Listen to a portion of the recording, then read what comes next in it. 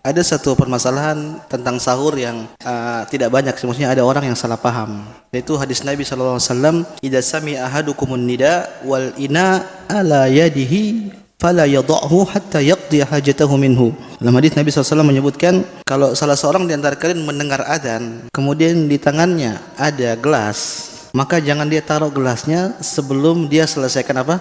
Hajatnya. Ini hadis. Akhirnya dipahami sebagian orang, dia sengaja minum di waktu adzan. Jadi dia makan sahur, selesai, habis itu sambil nonton tangannya pegang air. Nanti pas sudah ada bunyi-bunyi mau azan langsung diminum cepat-cepat. Taruh. Jangan-jangan antum yang begitu jemaah. Masih mending minum. Dia sambil pegang rokok. Itu sudah duduk. Ya, cepat-cepat. Ikhwani fiddin, hadis ini bukan untuk itu. Allah mengatakan dalam Al-Quran, "Kulu washrabu hatta yatabayyana lakumul khaytul abyadu minal khaytil aswadi minal fajar."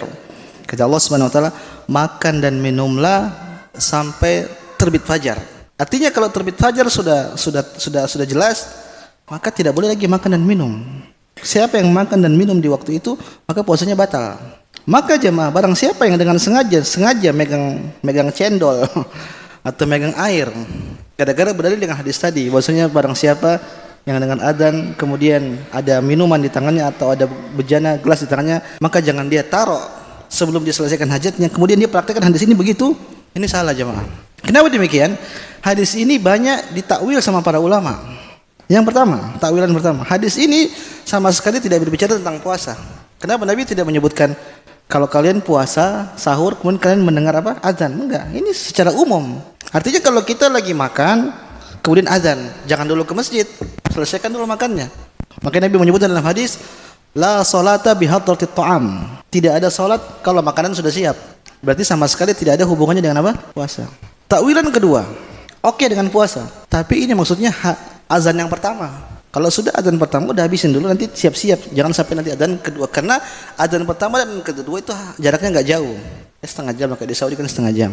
Ada lagi yang menakwil bahwasanya ini kalau kita ragu, misalnya sudah mau adzan tapi kita tahu ini orang mau adzan salah terus, dia biasanya kecepatan, kalau ada kondisi begitu maka boleh. Yang keempat kata para ulama, ini rukhsah bagi orang yang benar-benar dibangun kemudian dia minum tiba-tiba azan, maka dia boleh habiskan hajat kemudian ditaruh. Tapi sudah makan sejam sebelumnya kemudian megang air sambil nunggu azan, nah, hati-hati jemaah. Saya khawatir antum minum pas matahari terbit, puasa antum tidak sah. Maka kalau antum masih begitu berhenti. Terus kalau antum melihat teman-teman antum kayak begitu, tegur, kasih tahu, jangan sampai nanti puasa antum tidak sah. Kenapa? Batas makan dan minum itu kalau matahari terbit atau azan lah. Jangan azan kita baru minum. Ini salah. Meskipun dia berdalil dengan hadis, tapi pemahaman seperti itu banyak dikritik oleh para ulama. Wallahu taala alam.